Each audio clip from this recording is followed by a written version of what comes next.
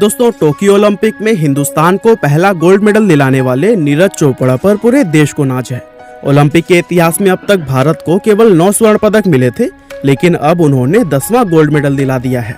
और दोस्तों, अभिनव बिंद्रा के बाद से वे दूसरे ऐसे भारतीय हैं जिन्होंने एकल स्पर्धा में स्वर्ण पदक दिलाया है। नीरज ने भाला फेंक इवेंट में इतिहास रचा और एथलेटिक्स में मेडल जीतने वाले पहले भारतीय बने।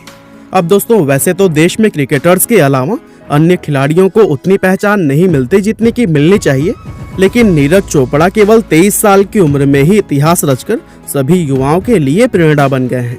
तो चलिए दोस्तों, हम जानते हैं कि आखिर कौन है नीरज चोपड़ा। दोस्तों, 24 दिसंबर 1997 को हरियाणा के खांदरा गांव में नीरज चोपड़ा का जन्म हुआ था। नीरज चोपड़ा गरीब किसान परिवार से आते हैं और 11 साल की उम्र में ही नीरज मोटापे का शिकार हो गए थे।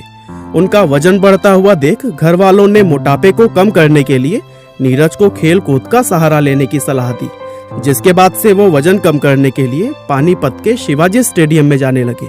और दोस्तों, एक आम भारतीय लड़के की तरह ही उनकी पहली पसंद भी क्रिकेट हुआ करती थी, लेकिन स्टेडियम में जेवलिंग थ्रो की प्रैक्टिस करने वाले खिलाड़ियों को देखकर उनके मन में आया कि मैं तो इसको और भी ज्यादा दूर फेंक सकता हूँ।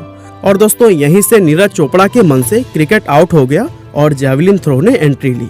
और फिर सबसे पहले 2012 में एथलेटिक्स चैंपियंस में स्वर्ण पदक जीतने के बाद से नीरज ने 2016 में पोलैंड में हुए IAAF वर्ल्ड अंडर 20 चैंपियनशिप में 86.48 मीटर दूर भाला फेंककर गोल्ड मेडल जीता था। और इसी उपलब्धि की वजह से ही उन्हें जूनियर कमीशन्ड ऑफिसर के तौर पर नियुक्ति मिल गई थी।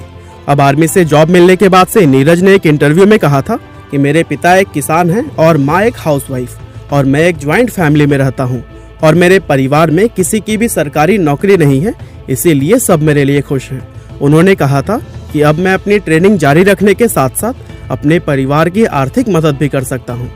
हालांकि जॉब पाने के बाद से भी नीरज ने अपनी प्रैक्टिस नहीं छोड़ी और आगे चलकर 2018 में इंडोनेशिया के जकार्ता में हुए एशियन गेम्स में उन्होंने 88.06 मीटर का थ्रो करके गोल्ड मेडल जीता। लेकिन दोस्तों, 2018 में ही एशियन गेम्स और कॉमनवेल्थ गेम्स में शानदार परफॉर्मेंस के बाद से नीरज कंधे की चोट के शिकार हो गए और इस वजह से वो काफी वक्त तक खेल से दूर रहे थे। हालांकि दोस्तों, सही समय पर वापसी करते हुए नीरज चोपड़ा ने इतिहास रच दिया और 87.58 मीटर का थ्रो करके उन्होंने भारत को पहला गोल्ड मेडल दिला दिया। और दोस्तों, इस तरह से गरीब किसान परिवार में जन्मे नीरज चोपड़ा आज हम सभी के लिए एक इंस्पिरेशन बन चुके हैं।